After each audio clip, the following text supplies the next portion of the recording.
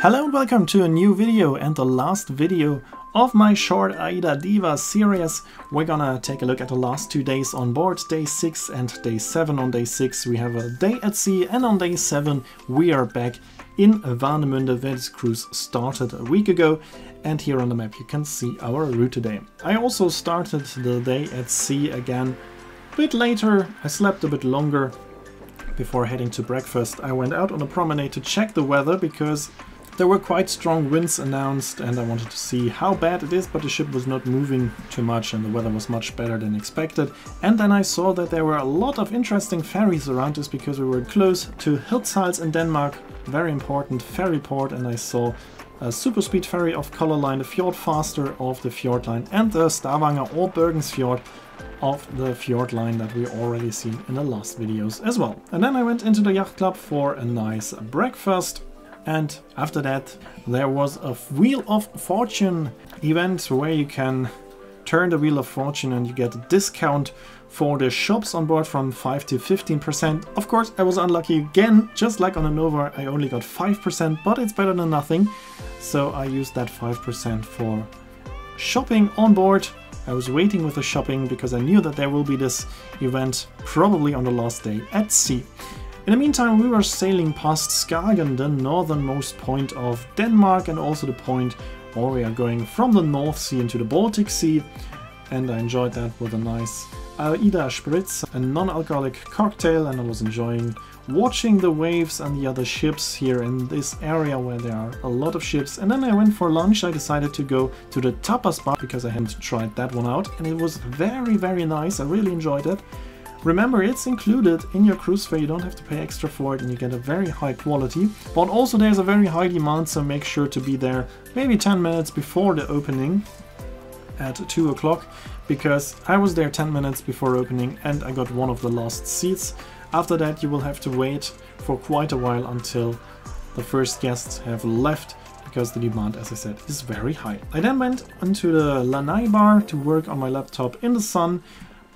I watched some other ships, but it was pretty cold outside, so I decided to go back inside. But the moment I left, I saw a cruise ship at the horizon, and it was the Silver Dawn, a very interesting, luxurious cruise ship of Silver Sea. And of course, I then waited until she sailed past us. Very beautiful yacht-like ship. Of course, very expensive, so at the moment no chance for me to get on board because I cannot afford it. But maybe in a few years, hopefully, it will be possible. So I would be very happy to see a ship like this from the inside, to travel on a luxurious cruise ship like the Silver Dawn.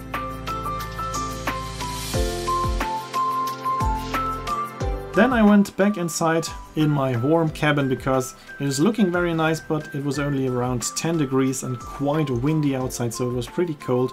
And then in the evening I was lucky and got a nice seat in the panoramic lounge, and there I decided it's the last evening, so I will enjoy a very special fancy cocktail. As you can see, presented very nicely. It was a Negroni with orange, and it was also tasting very good. Of course it's not included, you have to pay extra for it.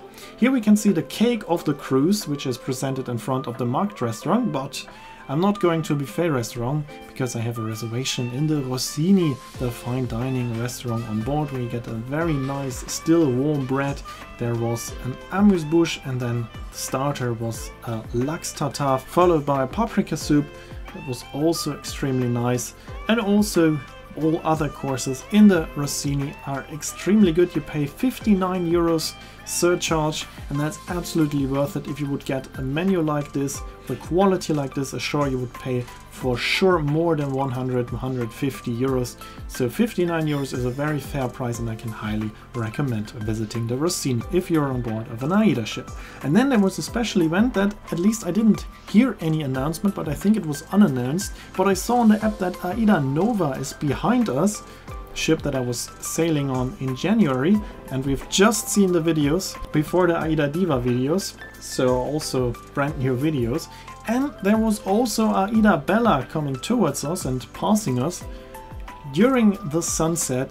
that was magical. I was also on AIDAbella just last year, so there are also videos about this beautiful ship, and I can recommend watching them and watching the ship tour of AIDAbella, because AIDAbella is an identical sister to AIDAdiva, so you can compare what has changed with the AIDA Evolution program if you take a look at the Bella ship tour and then you watch the Diva ship tour. Here we can see this wonderful ship. It was a magical moment to see her during the sunset, and then I was staying in the Rossini for a while because I still had my wine, and I was sitting at the window with a view of the sunset, and there were also some sweets in addition to the dessert. So I ordered a 6-course menu, but actually I got 8 or 9 courses if you want to count the bread, because it was so nice that I would even count it as an additional course.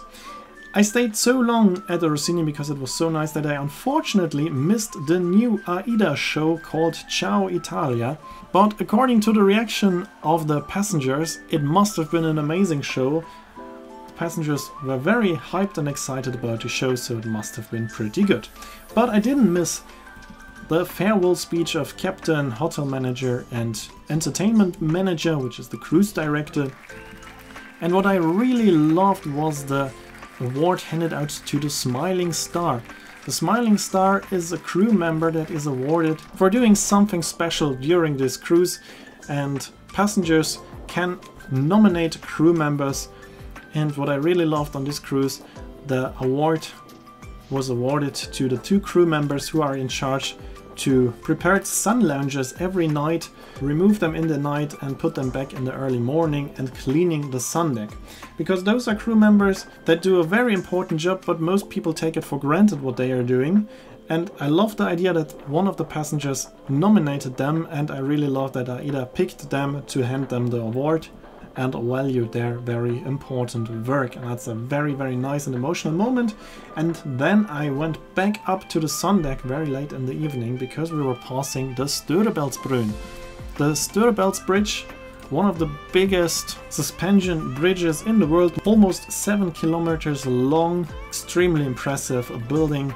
So of course I wanted to see the AIDAdiva passing it. Behind us was the MSC Euribia. We overtook that ship and unfortunately I missed that moment. That was pretty sad. It would have been a lovely shot. And also AIDAnova was behind us, and the ferry of Stena Line going to Gothenburg in Sweden was passing us. And whilst taking a few pictures and videos, I went to the Ocean Club. And then I really enjoyed the music there, so I decided to have a final glass of wine and enjoy the music there for a while. And then I headed to my cabin, went to sleep.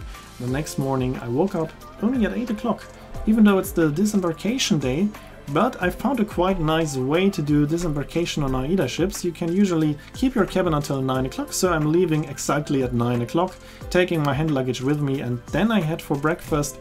So I enjoyed breakfast until 9:30, 9:35, and at 9:45, 9:50 I then left the ship, went into the terminal, collected my luggage and walked to the railway station. That's only 10-15 minutes away from the terminal, and my train was at 10:30, so that went perfectly fine. Of course you need to plan a bit extra time in case that the custom will take a look at your luggage, but they didn't want to check me, so I could walk just past them. Or I was about 20 minutes too early at the train station, but the train was already there, so I could wait inside the train. That was no problem. And so I had a very relaxed disembarkation and didn't even have to wake up earlier than usual. But now it's time to say goodbye to this wonderful ship, and I can highly recommend traveling on the AIDAdiva. The ship has a lovely, fantastic crew, and it is a beautiful looking ship, and I really love the idea of the AIDA Evolution. Instead of building new ships every year, they restored an older, smaller ship with a personal atmosphere on board. So we are now combining the benefits of the new ship with the benefits of the older, smaller ships. So that is a quite nice idea. I then went to the main station of Rostock, and from there we continue with an ICE. There will be a video about it, but that will be in the chronological order again, so we will only see it in August.